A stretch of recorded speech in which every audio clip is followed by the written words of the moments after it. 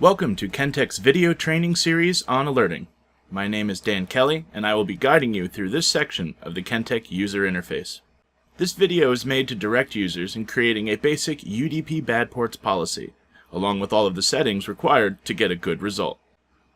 The agenda today is to cover the three main tabs in the new policy UI window: General, Dataset, and Alert Thresholds. The first tab is the General Settings tab.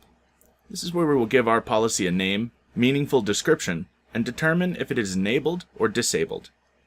There are also two other settings on this tab that are important: Silent Mode and Policy Dashboard.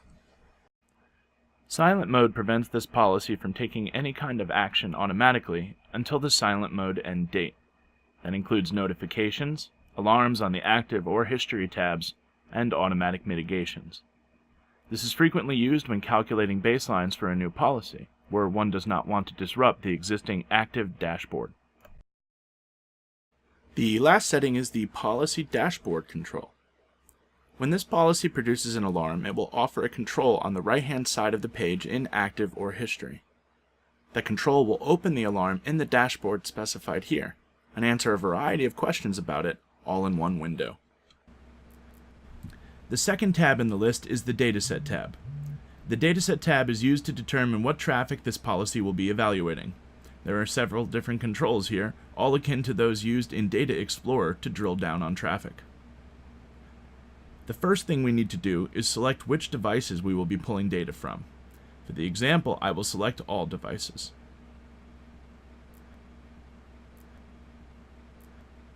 We must also select the dimensions we are interested in. The most common dimension in any denial of service policy will be destination IP CIDR. This will be the target address that is under attack. We also want to expose the source port, as this will expose the variety of reflection attack that is being evaluated. You may order the dimensions in any way that makes sense to you, understanding that this will be the order that the data is returned in, but otherwise will not affect the evaluations. Now we must select our primary metric. The default is packets per second, but for a UDP flood, we'll want to measure in bits. The primary metric you must use in every evaluation. You can add up to 2 additional secondary metrics, which are optionally available for use in evaluations, but can be added simply to expose more information when an alarm occurs. We will add packets per second and unique source IPs, an excellent indicator of a distributed flood. Now we must consider which filters to apply on this policy.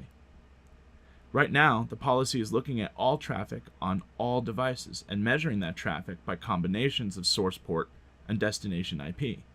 However, we're only interested in looking at UDP ports that we have deemed bad. In the filter dialog, select the saved filter UDP Badports. This is a curated filter that Kentik created and updates regularly.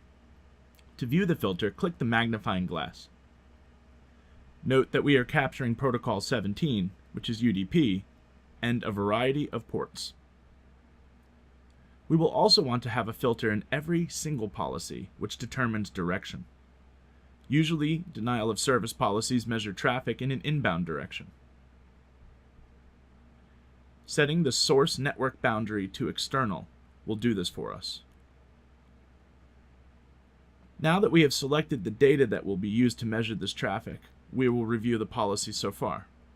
We are pulling from all devices, measuring source port and destination IP CIDR in bits per second, and we're only taking the bad UDP ports that we're interested in, seen in an inbound direction from our network's external edge.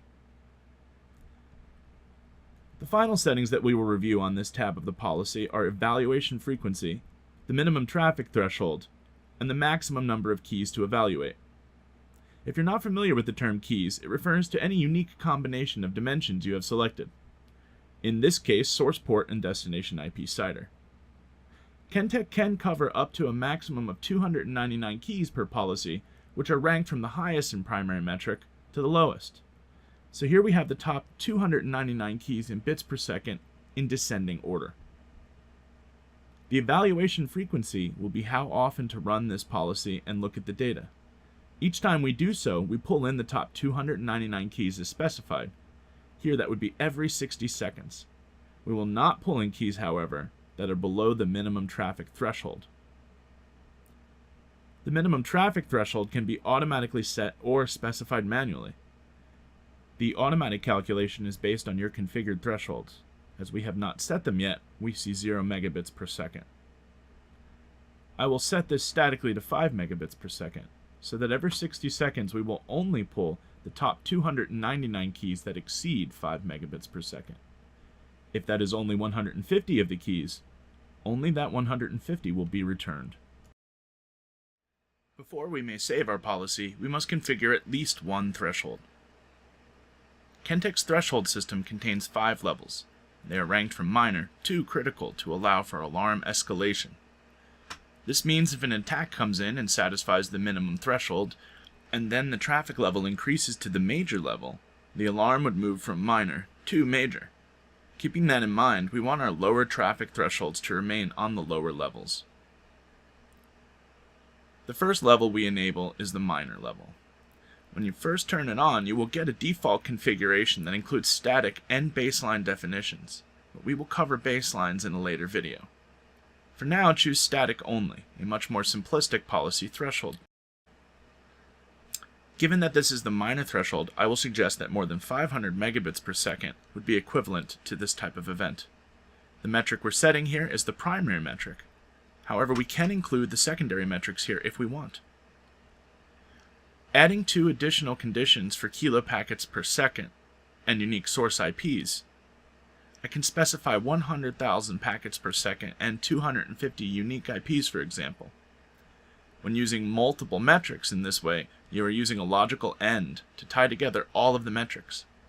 This means that traffic must have surpassed all conditions listed. To keep the minor level simple, however, we will remove the additional evaluation conditions for now, and consider adding them later to a potentially higher level. The last section to cover in the Getting Started video is the Notifications section. This settings determine when Kentik will activate an alert.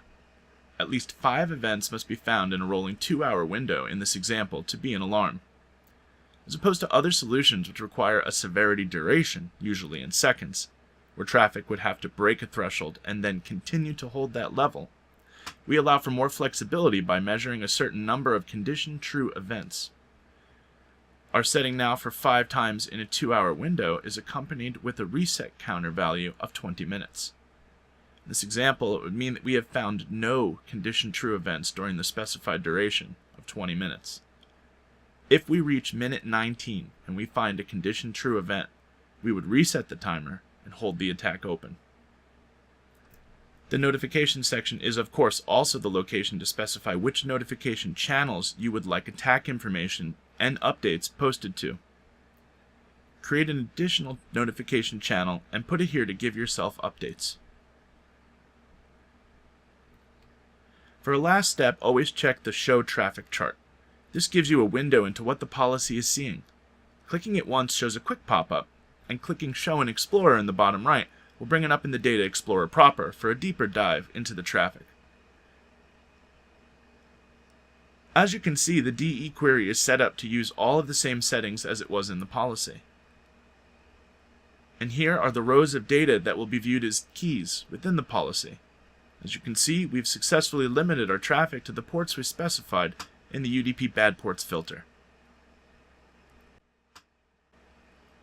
That concludes our video on creating a basic UDP Badports policy.